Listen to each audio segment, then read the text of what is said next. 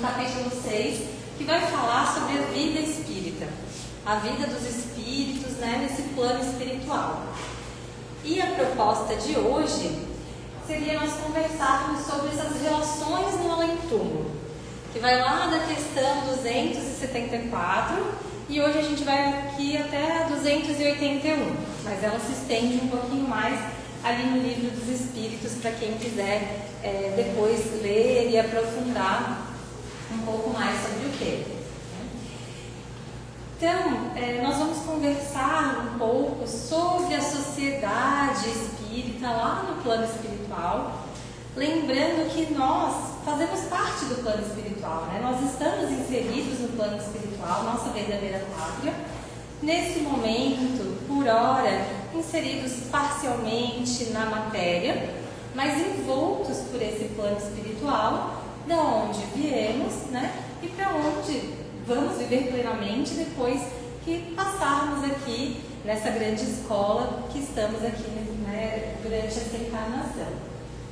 Então é importante que a gente tome conhecimento, que a gente estude um pouquinho sobre o que acontece ali nessas relações do além-túmulo, para não ficarmos talvez mais desesperados, angustiados na hora do desencarne, né? Porque muitas vezes nós projetamos uma ideia do que seria o plano espiritual, mas quando nos damos conta, nós somos os mesmos. Eu, a Mariada aqui, vou ser a mesma, né? Quando desencarnar, nossa consciência continua a mesma. Nós vamos ser os mesmos espíritos, com as mesmas tendências, as mesmas inclinações, as mesmas afinidades, né? Aquilo que a gente busca. Então, por isso faz parte a importância desse estudo. Então, Kardec, lá na questão 274, ele começa perguntando: da existência de diferentes ordens de espíritos, resulta para estes alguma hierarquia de poderes? Então a gente já vai conversar um pouquinho mais sobre o que seriam essas diferentes ordens de espíritos, né? Então a gente vai ver que tem espíritos que vão estar em diferentes adiantamentos, né? Moral e intelectual, lembrando que nós, né, Deus nos está criando a todo momento, então vamos conviver com espíritos em diferentes graus de adiantamento. E que será que vai ter uma hierarquia entre eles? Né? E como que é essa hierarquia? Há entre eles uma subordinação e uma autoridade? Então tem aquele que organiza e aquele que se deixa organizar, né? Tem aquele que organiza e aquele que executa? Será que tem isso lá no plano espiritual? E os espíritos respondem, né? Essa existência, sim, é muito grande.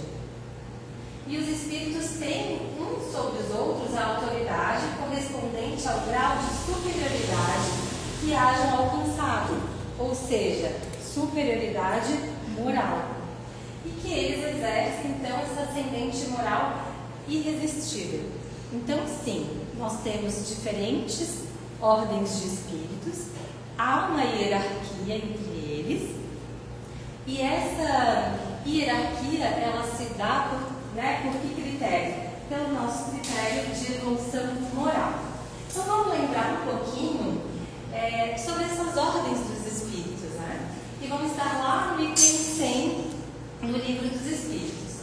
Então na questão 96, né, Kardec pergunta: são iguais os espíritos? Ou há entre eles qualquer hierarquia? Eles respondem: são de diferentes ordens, conforme o grau de perfeição que tenham alcançado, né? Ou seja, conforme esse adiantamento moral e intelectual. E Kardec, ele vai classificar esses espíritos em 3 grandes ordens. E é claro, né, Kardec, como Rivaio, né, o grande, né, que era um grande professor, ele vai fazer essa classificação didaticamente, para que fique mais fácil da gente compreender, né? Mas a gente não deve entender que isso é uma classificação absoluta, com linhas rígidas, né? É ali uma forma de tentar explicar para a gente didaticamente como que isso acontece. O que é importante que a gente saiba que sim, existem essas diferenças. Então nós vamos ter os espíritos de primeira ordem, que são os espíritos perfeitos, né, ou puros, que são aqueles espíritos que grau de perfeição que nós, criaturas, né, conseguimos atingir, e que talvez para a gente ainda seja um pouco até difícil da gente imaginar, de projetar isso, porque ainda é algo que está um pouquinho distante de nós. Né? Nós temos os espíritos de segunda ordem, são aqueles espíritos bons, que são aqueles espíritos que já conseguem viver mais em relação ao espiritual, entre aquilo que é espiritual e não tão apegados à matéria, que eles já fazem predominantemente o bem, já conseguem ali controlar as suas tendências, né? E eles ainda podem ser subdivididos, né, didaticamente em espíritos de segunda classe, que são os superiores, terceira classe, os espíritos de sabedoria, quarta classe, os espíritos sábios, quinta classe, os espíritos benévolos, né? Tudo isso, essa classificação didaticamente. E teríamos aí os espíritos de terceira ordem, que seriam os espíritos imperfeitos, aqueles que ainda estão mais ligados à matéria, que vivem mais predominantemente a matéria do que aquilo que é espiritual, né? Que são os espíritos que ainda são influenciados, que se deixam levar pelas suas tendências, que ainda tem ali o orgulho, a vaidade, o egoísmo muito próximos a si, que já é ali um padrão mais perto de nós, né? Que nós estamos, já é mais familiar para nós, né? E aí também nós vamos ter ali a sexta classe, que são os batedores, espíritos exploradores, sétima classe, os espíritos neutros, oitava classe, os pseudo-sábios, nona classe, os levianos, e a décima classe, os espíritos impuros. Então é importante a gente entender que nós temos sim essa variação conforme o grau de adiantamento moral e espiritual dos espíritos lá no plano espiritual, assim como a gente tem aqui na nossa sociedade encarnada, né? Aqueles que já aprenderam um pouquinho mais, aqueles que estão ainda numa caminhada, né? Eu trabalho muito com alunos de graduação, com residente, às vezes eles chegam assim, meu Deus, mas isso é tão difícil. Eu falo, gente, não é a prática, né? Ou eles perguntam, por que para ti é mais fácil? Porque já pratiquei mais, já passei por isso, já estive nessa posição. Então, assim como a nossa sociedade, a gente vai ter essas diferenças, né? No plano espiritual vai ser da mesma forma, né? Então, o Kardec ainda pergunta, né? Ele subdivide aqui na questão 274. E podem os espíritos inferiores subtrair-se, né? Ou seja, fugir dessa autoridade dos espíritos que são superiores? E eles respondem, né? Eu disse, é irresistível. Então, por mais que os espíritos até tentem ali momentaneamente, né, subtrair, fugir dessa autoridade, ela é irresistível, ela é reconhecida, né? E a gente tem também que entender o que seria, né, essa superioridade, essa hierarquia, essa relação de poder desses espíritos mais evoluídos, né, esses espíritos superiores, em relação àqueles aprendizes, né, aqueles espíritos que ainda estão numa longa caminhada de aprendizado.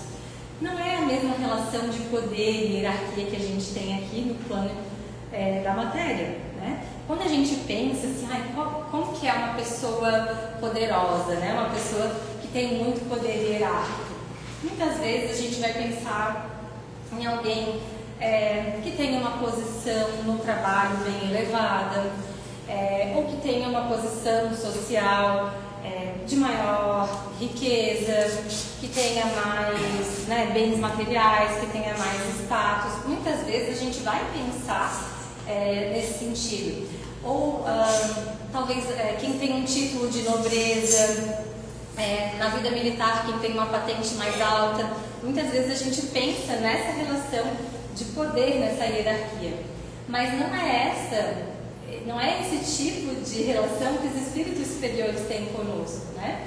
Eles têm sim essa hierarquia, porque têm um grau mais elevado de adiantamento, sabem mais do que nós, já testaram, já estiveram aqui, já experimentaram já tem isso mais desenvolvido e eles estão aqui para nos auxiliar, né? Para que nós possamos também fazer a nossa caminhada e chegar nesse grau de adiantamento intelectual e moral também, né? E eles não estão aqui para nos influenciar de forma absoluta, né? Que bom que seria, né? Se eles nos dirigissem assim, né? Simplesmente nós estaríamos fadados ao bem, a fazer o bem e pronto, né? A gente ia ser bom na marra, né? Mas não é assim. Eles nos auxiliam à medida de que nós solicitamos, que nós permitimos, né? Que esse auxílio venha, que nós consigamos perceber essa influência, entrar em contato com ela. Mas essa hierarquia existe, né? E aí Kardec pergunta, então, esse poder, essa consideração de que o homem gozou na Terra lhe dão supremacia no mundo dos espíritos? Então vamos pensar naquilo que a gente projetou de poder aqui na Terra, né? Será que um rei, uma rainha, que aqui teria essa relação de poder, de hierarquia, vai ter privilégios no plano espiritual? Será que vai ser essa mesma organização social que a gente tem aqui na matéria? E eles respondem, não, pois que os pequenos serão elevados e os grandes serão rebaixados. Lê os Salmos, Jesus já ensinou isso para nós. E aqui a gente tem que entender o que é o pequeno e o que é o grande, né? Então, no plano espiritual, o pequeno não é aquele que tem menos bens materiais, que está numa situação mais baixa, numa posição de hierarquia da sociedade, da matéria. Não. O pequeno aqui é aquele que ainda está envolvido pelo orgulho, pelo egoísmo, que não consegue nos enxergar ainda como irmãos, né? Que não consegue entender que é trabalhando pelo próximo que a gente vai conseguir se melhorar, qual que é a verdadeira felicidade, né? Às vezes ainda não conseguem perdoar. E o grande é aquele que vai compreender, perdoar, olhar seu irmão verdadeiramente com aquele olhar fraterno. Então, se a gente vai ver os Salmos, né, o que vai dizer lá? O Salmo 147. O Senhor eleva os humildes e abate os ímpios até a terra. Né? Então, reforçando esse pensamento. Deus é o juiz, a um abate e o outro exalta. O Senhor guarda os estrangeiros, sustém o órfão e a viúva, mas transforma o caminho dos ímpios, né? Então, aquele que é humilde, que trabalha na fraternidade, esse vai ser o grande, né? E não ao contrário. Então, Kardec ainda pergunta, como devemos entender essa elevação e esse rebaixamento? E eles respondem, bom, vocês já sabem que os espíritos são de diferentes ordens conforme os seus méritos, né? Ou seja, conforme o seu grau de adiantamento moral, conforme a moral. Pois bem, o maior da Terra pode pertencer à última categoria entre os espíritos. Então, um rei cheio de poder material aqui pode ser lá da terceira ordem dos espíritos. Ao passo que o seu servo pode estar na primeira ordem. Compreende? A relação dessa hierarquia no plano espiritual tem a ver com a moral e não a ver com os bens materiais, né? Não disse Jesus, aquele que se humilhar será exaltado e aquele que se exaltar será humilhado? E aí Kardec ele vai insistindo como um bom professor, né, que a gente aprende na repetição. Ele pergunta, e aquele que foi grande na terra e que como espírito vem achar-se entre a ordem inferior, experimenta com isso alguma humilhação? Então vamos pensar, aquele que estava acostumado aqui na Terra com uma relação grande na hierarquia da vida material, que estava acostumado a ser bajulado, né, a ser mimado, a ser admirado. Será que ele vai chegar lá no plano espiritual, numa categoria lá de terceira ordem e ver talvez aquele que ele achava que era humilde, aquele que ele humilhava maior do que ele, numa ordem maior? Será que ele não vai experimentar alguma humilhação? Muito provavelmente sim, né? Então, às vezes, bem grande. Principalmente se ainda tiver orgulho e inveja, né? Então, muito provavelmente sim.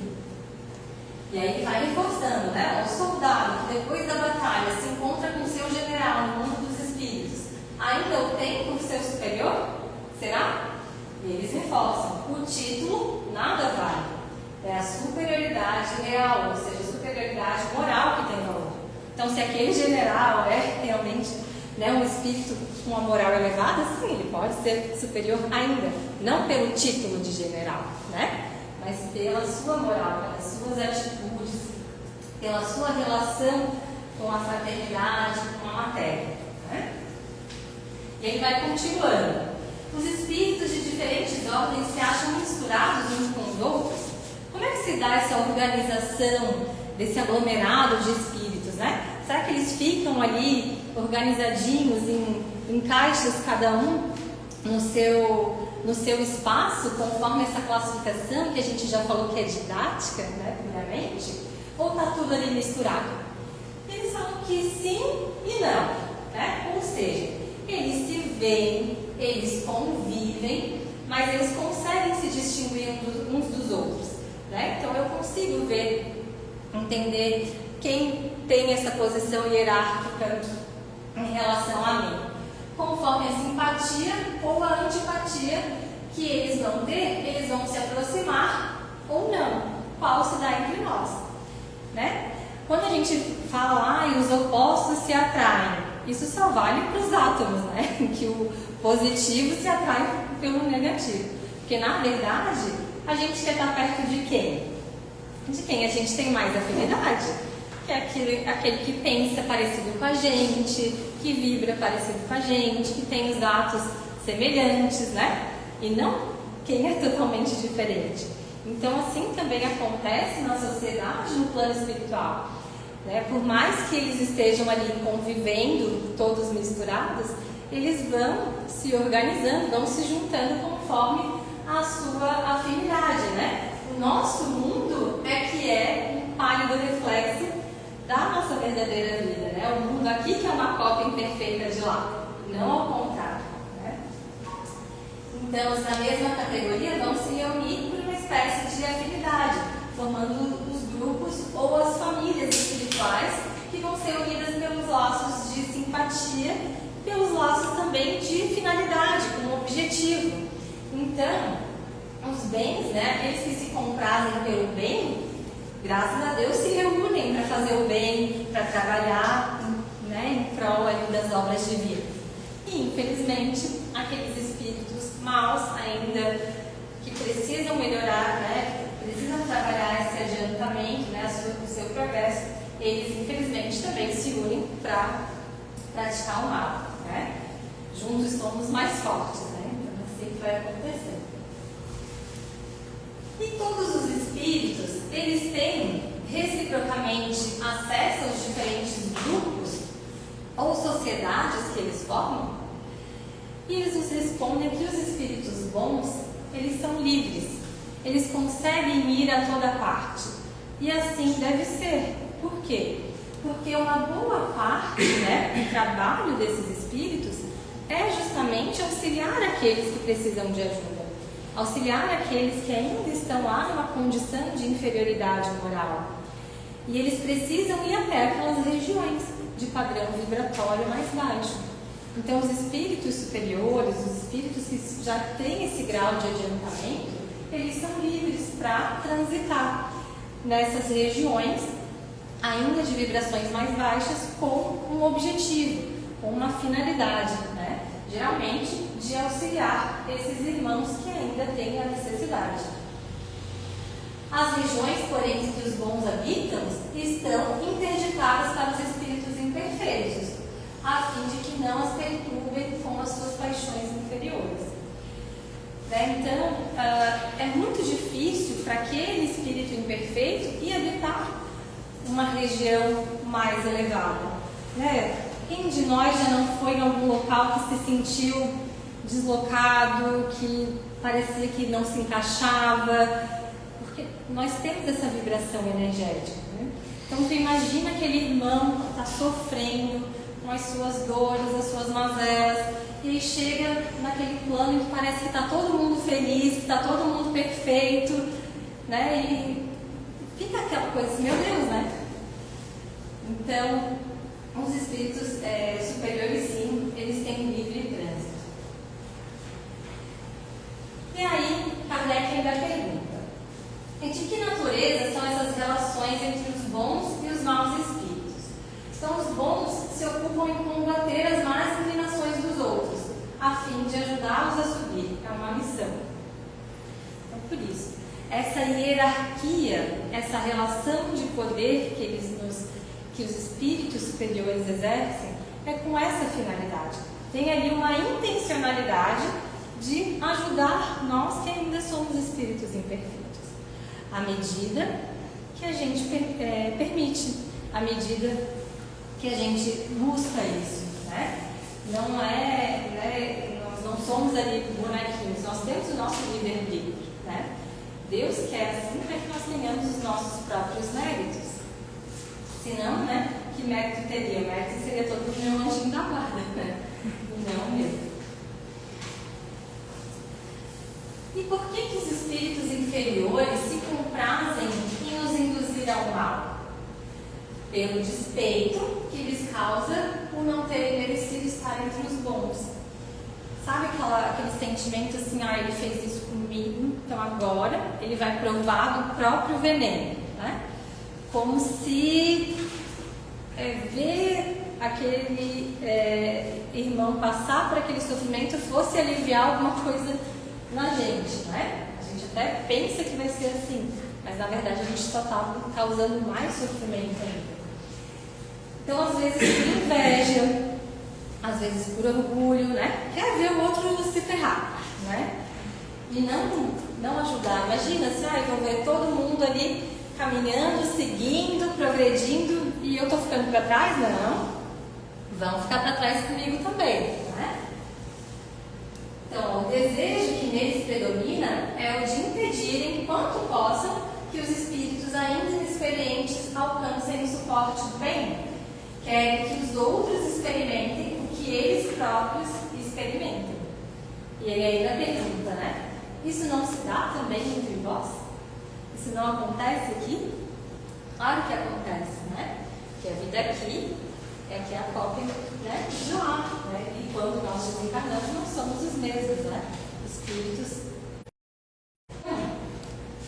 O que a gente, né, pensa assim? O que tem poder para a nossa sociedade, né? O que faz alguém ter autoridade? Ainda são os títulos de nobreza, a posição social, o trabalho, a relação que a gente tem com esses bens materiais. Lógico, a gente não pode esquecer, lá no Evangelho, no capítulo 16, que vai falar, né, que não se pode servir a Deus e a Mamon, vai falar sobre a riqueza, sobre a prova da riqueza, né? Os Espíritos nos instruem que se a riqueza fosse um obstáculo, né, absoluto à salvação, Deus teria colocado nas mãos de alguns um objeto que seria impossível de transpor, né? E esse pensamento repugna a razão, né? Claro que não. Só que a riqueza, pelos arrastamentos que ela dá, por ser aquele laço material assim que mais liga o homem à terra, ela é uma prova muito mais difícil do que a miséria nesse sentido moral, né? Então, quando eu estava estudando, estava vendo ali uma palestrante falando, olha, se a gente fosse, né, na hora de escolher, a gente deveria escolher a prova da riqueza como a última, assim, sabe? No finalzinho, quando eu já estou terminando, assim, as minhas encarnações, já estou melhorando, tal, falta só mais uma, só a última que deveria ser a da riqueza, pela dificuldade que ela é. E às vezes, quando a gente está aqui, não, né? A gente queria tanto, por que não fui agraciado? Será? E no plano espiritual, né? Qual que é o poder? Qual que é a hierarquia? Então, sempre lembrar que a autoridade vem da superioridade moral, não intelectual.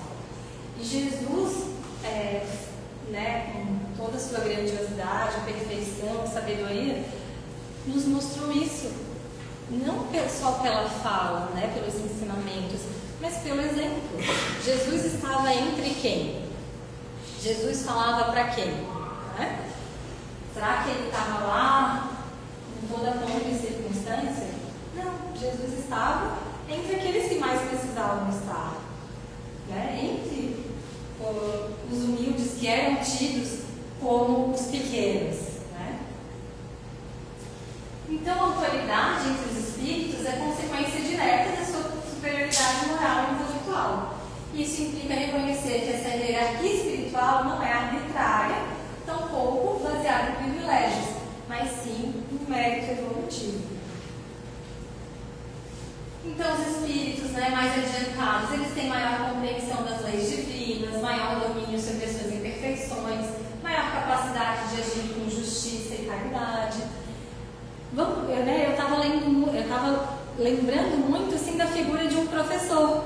Quando a gente pensa assim, naquele professor que a gente mais admira, como que era aquele professor? Era com aquela autoridade verticalizada, imposta? Ou geralmente era aquele que compreendia os alunos, né, que sentava com a gente, que tinha aquela relação de carinho mesmo, como um pai ou uma mãe que muitas vezes tem? Então, essa autoridade ela vai se dar como uma orientação pedagógica, uma condução ao progresso, como um caráter educativo, né? Ela tem essa finalidade de aperfeiçoamento e não o controle, né?